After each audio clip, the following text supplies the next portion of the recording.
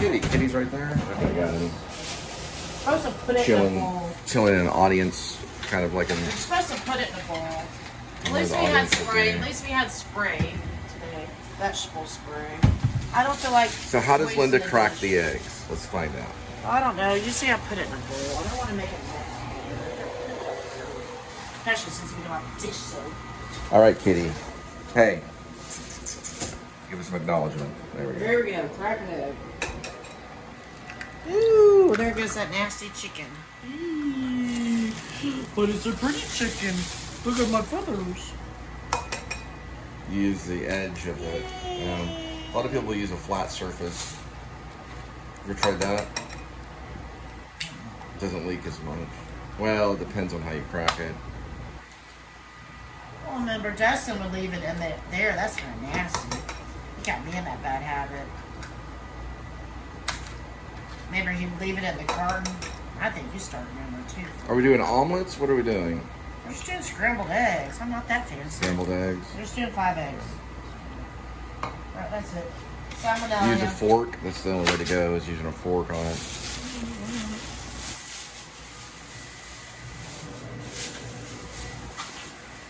It's just going to be on the edge right here where the egg would be. The edge of the bowl is what you would wipe. I don't know. My stepmother. I don't know. I don't have towels. So deal with it. Give it one spot. Don't want to whisk it too much. You want to make sure the heat's not too high. You can add milk to make it a little creamier, but not. Alright, I'll clean them off in a minute. I don't think it's that bad. Just for posterity. What side was it on? There we go. Wiping the side of the bowl for posterity. Make sure I don't knock it over. Eggs have lysine in it, so it's a muscle builder. That's why they eat it in the morning. If you get a chance to. Hi, William. How are you? Hope you enjoy your breakfast. She's talking about William Shakespeare. It doesn't have to be hot. You want to keep it on a low temperature. We know William Shakespeare watches his stuff from the grave. The play is the thing, and the play is at hand. Put everything up. So we're going with an omelet? Yeah, you're right. I did this. So we do have other items. No, we're not doing an omelet. We're doing scrambled eggs. Okay, so we can dice these. No, we're not dicing. Cutting it. One thing at a time. I have to wash my hands here. All right. So we'll be showing the after effect. Going for a shorter one now. There, right there. It's already My father says. No, you go around the edge. My father once said that. Go around the edge. You go around the edge like around that. the edge. Okay. 80% of everything is what goes into your mouth. Here, I'll hold the pan. Never mind. Or 80% of it is what goes in your mouth. We'll keep it stirring like that.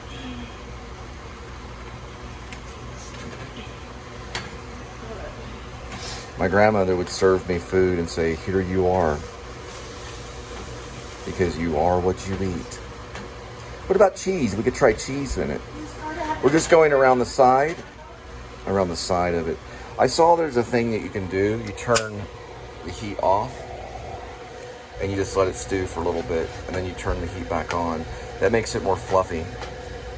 That's what I heard. I've seen it on YouTube. So you just turn it off and just let it cool, and then turn it back on. Are we adding cheese? Yes, here, one moment. Keep it about medium. You want a fan on too, if possible.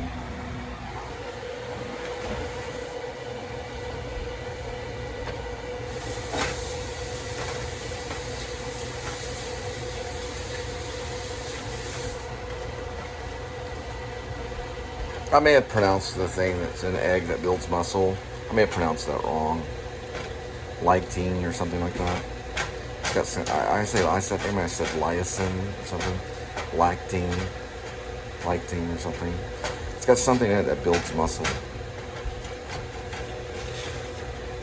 Remember, adding your mushrooms. Already roast them Mushrooms off. are a good one. Already. Just crumbling the mushrooms with my hands. Already roast them off. Okay, good.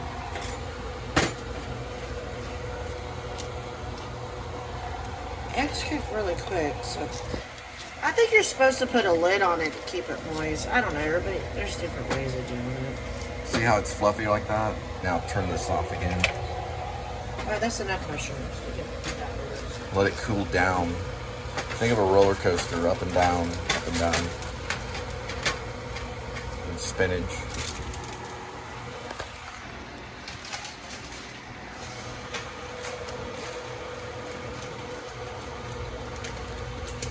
And it looks like we're gonna sprinkle some cheese on there. Notice I have it off right now. Now we're just going to turn it on a little bit lower.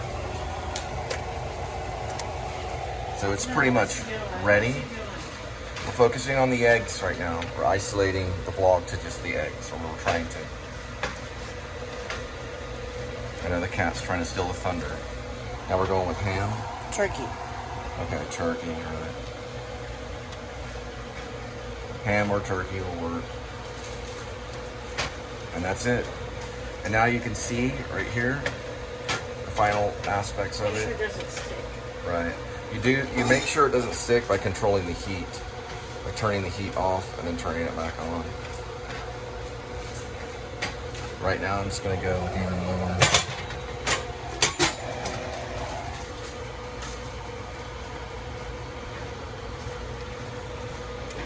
It's hard to isolate a vlog. You can learn it in writing, or you can learn it just by picking up your iPhone and beginning vlogging. It's very hard to do. You'll have distractions to your left and your right. My suggestion is take mental note of the distractions, maybe comment on it, welcome it. I learned that from the Actor Studio. Meaning it's there, that distraction's there, let it be there. Even if you're on stage, let the distraction be there. And acknowledge it. Don't ever ignore a distraction, or it'll get to you. You get the best of you.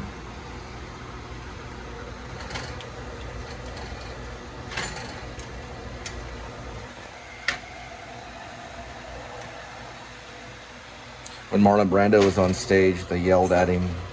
There was a line that he had in one of his early plays about the war, about World War II. And his line was, "Where were you?" And an audience member yelled at him, "Where were you?" And then he yelled back, "Where were you?" So he didn't ignore them. It set the play in motion.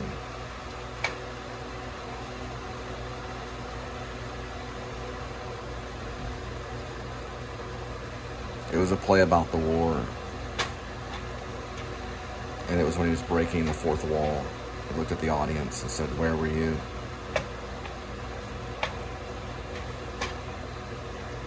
I think these look pretty good.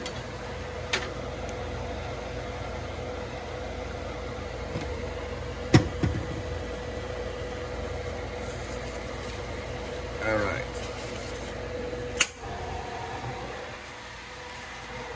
Where were you, eggs? Where were you in breakfast when I missed so many breakfasts? Then the eggs say back, "Where are you?" And I say back, "Where are you?" So men eat about 500 calories more than women. So she's decorating my plate. We're just doing this as an example. I know, listen guys, I know there's distraction. We've got the dishwasher going, but just remember it's real life, okay? It's not gonna be completely serene. All right, so do we have any type of sauce? Like maybe hot sauce or something that we can add We with it? have a little bit of picante. We have a touch of picante. Okay. This is the good value picante.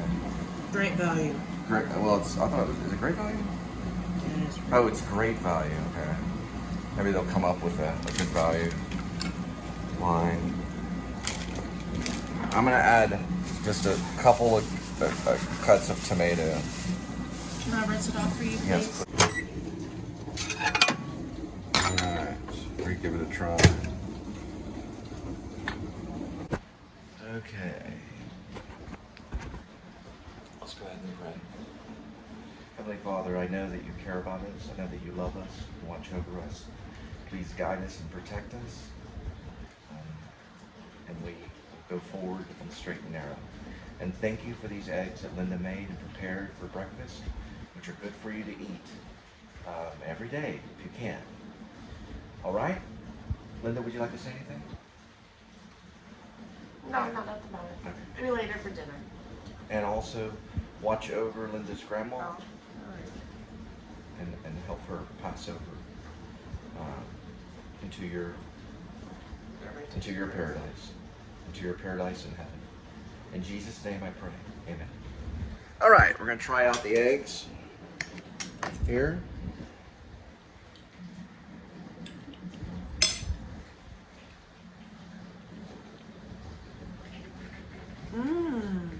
They are good. And we got a little bit of turkey and mushroom. I remember my grandma, she yelled at me because I used a metal spatula in the skillet when I made eggs. But she loved her spinach and mushrooms and fresh Roma tomatoes. I think she usually added ham. But I really don't remember about cheese though. So Grandma, let me know. My grandma never yelled at me at the table, neither did my grandfather. I was talking about, no, she didn't want me screwing up or messing up her nice pan. These are very, very good. Remembering Linda's grandma. We'll do a special vlog on that. Also, we might, if we do, we're studying Rod Roddy from The Price is Right, who was born in 1937. He passed away in 2003. I believe on, was it March? Second or something? No, it was October. October 27th, I think, is when Rod Roddy died in Los Angeles, and then they moved him to Fort Worth. We're right by where he was buried, not too far from that. We may do a vlog on it. And sorry, I don't mean to spoil. It's just the kitties looking at us. we're studying Rod Roddy, and he was a TV announcer. Kitty, Also had, they called him Hot. Well, he would say his wife called him Hot Rod Roddy, but some Wikipedia say that he was single, and then he said he was married, so we don't really know. But here was one thing about Rod Roddy is he had a radio show, which we'll talk about that later. And it was a call-in show on the radio, and there was a lady that was with a horrible organization that would call in, and she was known as like Mean Granny or something like that, and she was part of that show. All right. Oh, you're just in the condo. He would get his suits, his suits. He got the first one from Hong Kong. This is the glittered suits, the sequence suits. Then later he would get his other suits in Thailand. He had them made in Thailand, and we'll find out the names and everything later on the talk show. But he was a replacement TV announcement for The Price is Right when Johnny Olsen died. Johnny Olsen was the original voice of the TV announcer. Then it went to Rod Roddy. There was a few others that were in line as well, so he had to get the part. Okay? And he's buried right here in Fort Worth. Very good eggs. Doesn't really need any seasoning. We already have the vegetables and stuff. No salt, no pepper, no garlic pepper. But if I guess Back in if I the keep day, I doing used to that put way, I might Dilby. just really too normal. I can't help it. I have too much like Charlie Chaplin gene in me. There we go. It's a little bit better. All right. Love you guys. What do you want me to do? No problem.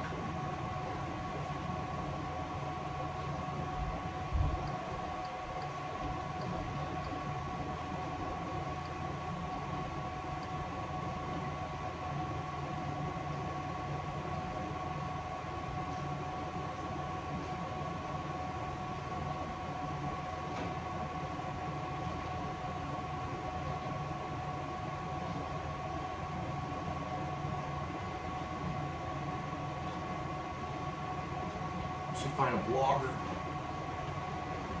Hey, wait, look. Right there. Where? They're vloggers. Right there. Oh, yeah, cool. Awesome. Oh, yeah. Let me turn this off for this. It's like sound. Hey, there are two vloggers right there. You could watch that. Please subscribe. please subscribe.